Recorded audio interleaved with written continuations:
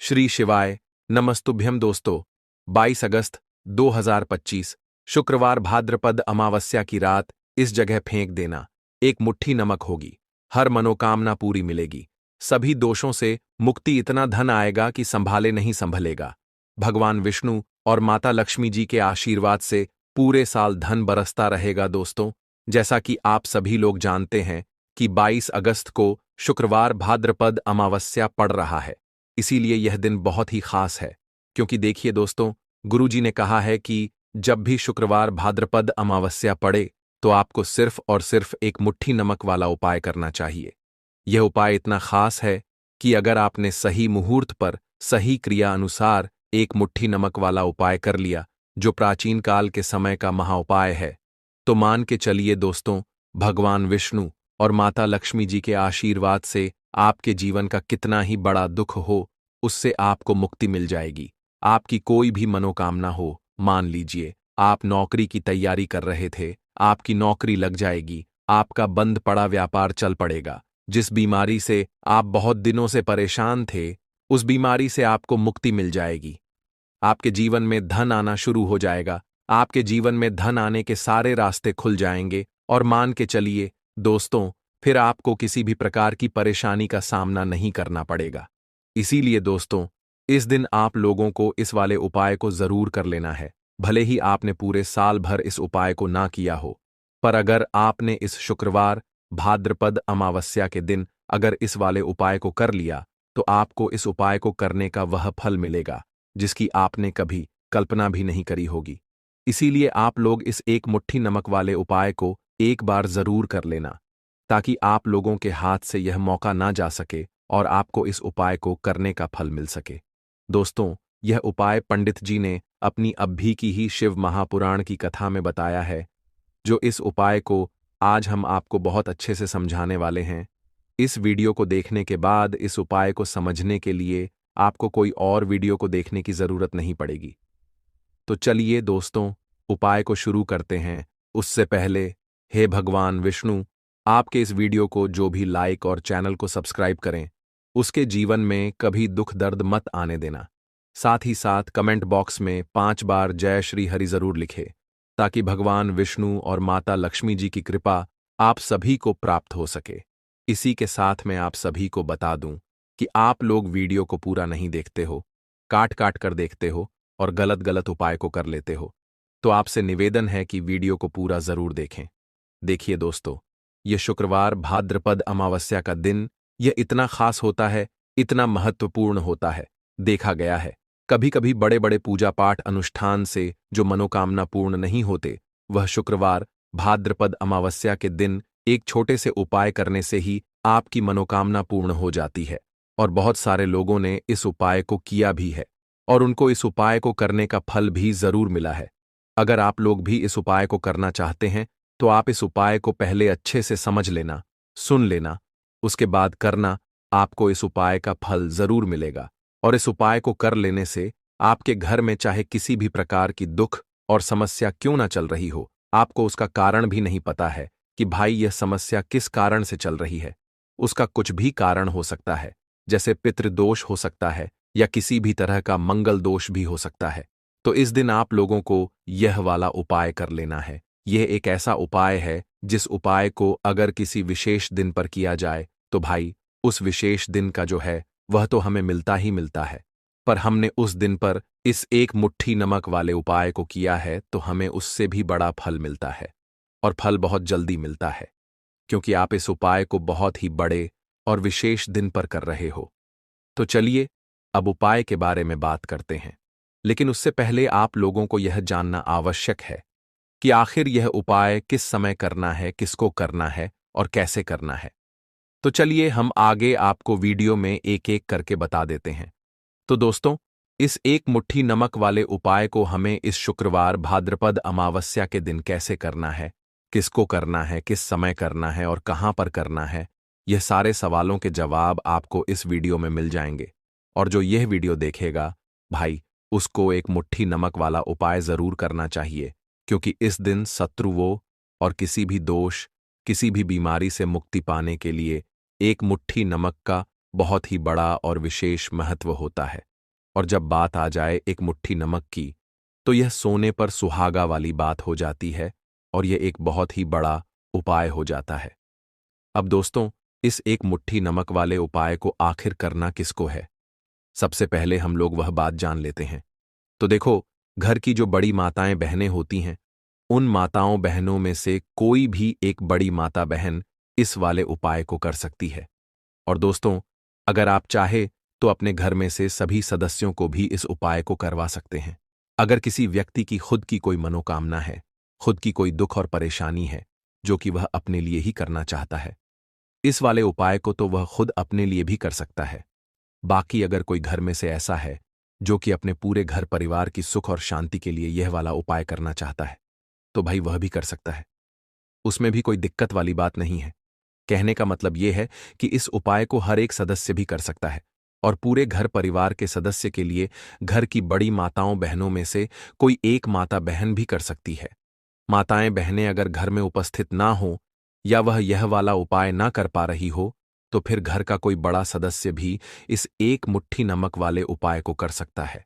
चाहे फिर वह पुरुष ही क्यों ना हो, उसमें कोई भी दिक्कत वाली बात नहीं है। अब दोस्तों, एक मुट्ठी नमक वाले उपाय को हमें करना कहाँ पर है? देखो, इस उपाय को हमें मंदिर में ही करना है। बहुत सारे लोग प्रश्न करते हैं, हर एक उपाय को करते समय क्या हम इस उपाय को घर पर या मंदिर में कर सकते हैं? देखो, तो इस वाले उपाय को आप मंदिर पर करोगे तो अच्छा रहेगा। घर में नहीं करना है इस वाले उपाय को।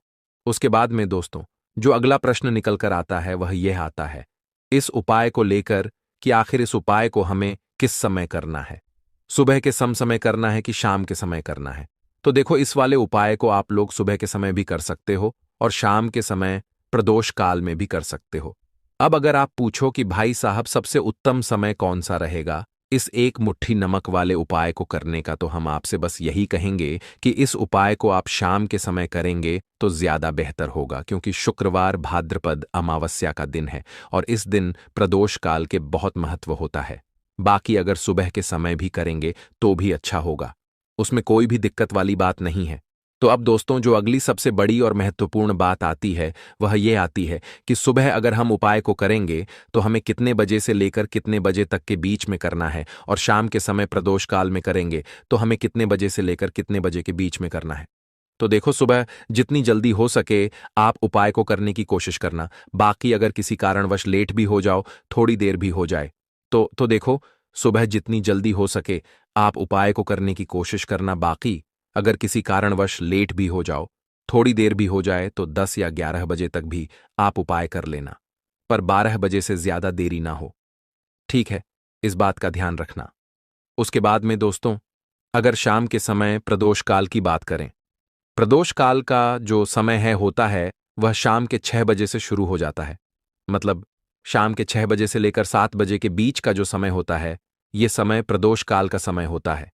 इस उपाय को 7 बजे या 8 बजे के बीच में भी कर सकते हो। मतलब शाम के 6 बजे से रात 8 बजे के बीच में आप कभी भी इस वाले उपाय को कर सकते हो, उसमें कोई भी दिक्कत वाली बात नहीं है। परंतु 22 अगस्त शुक्रवार भाद्रपद अमावस्या के दिन कोशिश करना कि समय के अंतर्गत ही कर लो। किसी कारणवश ना कर पाओ तो थोड़ा देरी से भी कर सकते हो। तो चलिए, अब हम अपने सबसे पहले उपाय की बात कर लेते हैं। तो भाद्रपद अमावस्या के दिन इस जगह फेंक दे, एक मुट्ठी नमक होगी। हर मनोकामना पूरी, पितृदोष, शनिदोष, काल सर्प दोष से मिलेगी मुक्ति। तो सबसे पहले तो आप कमेंट बॉक्स में जाकर के हमको ये बताइए, क्या आपके घर में आपने अपने लिए एक नमक का डिब्बा अलग से रखा है कि नहीं रखा है? क्योंकि यदि आपके पास अलग से एक नमक का डिब्बा नहीं रखा है, तो आज ऐसे डिब्बे का इंतजाम कर लीजिए जिसमें आपको नमक भरना होगा।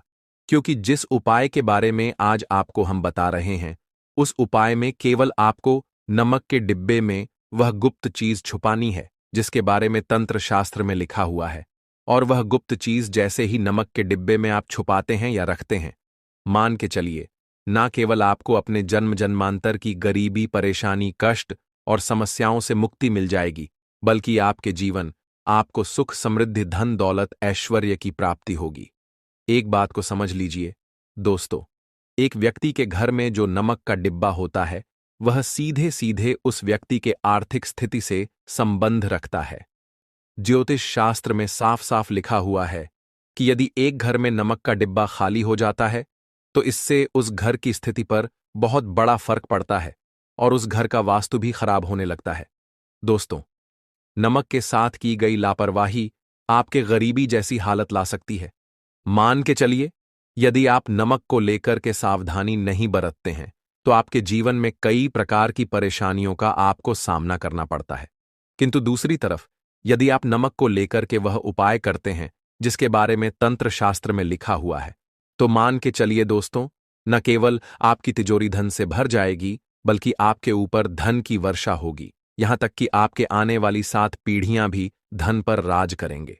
दोस्तों, यदि आप लोग करोड़पति बनना चाहते हैं, आप चाहते हैं कि आपके जीवन से हर प्रकार की गरीबी, परेशानी, कष्ट, समस्याएं, दुख, गरीबी, दरिद्रता से आपको मुक्ति मिल जाए, आपके जीवन में कभी भी आपको किसी भी प्रकार के कष्ट का सामना ना करना पड़े, साक्षात आपको मां लक्ष्मी जी का वह वरदान और वह आशीर्वाद मिले जिसके पश्चात आपके घर पर धन की वर्षा हो और आपकी आने वाली 7 पीढ़ियां भी पैसों पर राज करें, तो आज के इस वीडियो को लास्ट तक बिना भगाए देखिएगा, क्योंकि नमक एक बहुत साधारण सी चीज है और नमक लगभग हमारे भारत में हर घर में होता है। किंतु नमक के उपायों को करना कैसे है, यह हर व्यक्ति को नहीं पता होता है।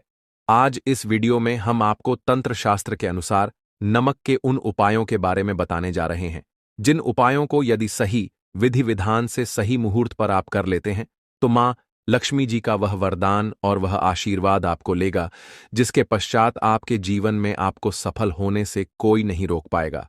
देखिए दोस्तों, बहुत ध्यान से सुनिए। यदि मां लक्ष्मी जी को यदि प्रसन्न करना है तो तंत्र शास्त्र के अनुसार आपको नमक के वह उपाय करने चाहिए जो आपको हम बता रहे हैं। और यह उपाय यदि आपने सही मुहूर्त पर कर लिया तो न केवल आपके बल्कि आपके पूरे परिवार के जीवन में एक चमत्कारी और सकारात्मक बदलाव आएगा।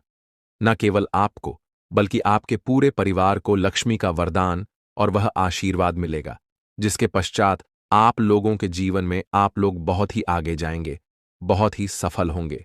इसलिए यदि आप चाहते हैं कि मां लक्ष्मी की कृपा सदैव आपके और आपके परिवार पर बनी रहे, मां लक्ष्मी के आशीर्वाद से आप बहुत ही उन्नति करें, बहुत ही आगे जाएं, तो दोस्तों कमेंट बॉक्स में जाइए और तुरंत लिख दीजिए महालक्ष्मी जी की जय। और अभी तक आपने वीडियो को लाइक नहीं किया है, तुरंत लाइक कर दीजिए। देखिए दोस्तों, तंत्र शास्त्र के अध्ययन नंबर 54 में साफ साफ लिखा हुआ है, जैसे एक मनुष्य के जीवन में उसके खाने का स्वाद नमक के बिना अधूरा होता है, वैसे ही मनुष्य के जीवन में भी नमक के बिना उसका पूरा जीवन अधूरा माना जाता है। क्योंकि नमक न केवल घर के वास्तु दोष से संबंध रखता है, बल्कि नमक एक व्यक्ति की आर्थिक स्थिति को भी दर्शाता है।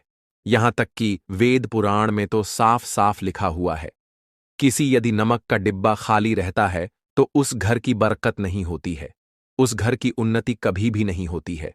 और जिस घर में भी नमक का सही प्रकार से उपाय किया जाता है, उस घर की बरकत भी होती है, उस घर की उन्नति भी होती है और उस घर पर सदैव सकारात्मक ऊर्जा का वास रहता है।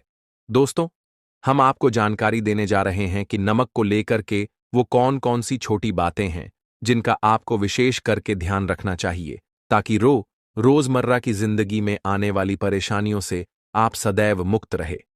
दूसरी तरफ हम आपको नमक के उन उपायों के बारे में बताएंगे जिनको यदि आपने प्राचीन ग्रंथों के अनुसार सही मार्ग पर सही किया अनुसार कर लिया तो न केवल आपके बल्कि आपके पूरे परिवार के जीवन में एक चमत्कारी और सकारात्मक बदलाव आएगा। इसलिए इस वीडियो को लास्ट तक, अंत तक न केवल अपने लिए बल्कि अपने परिवार के भले के लिए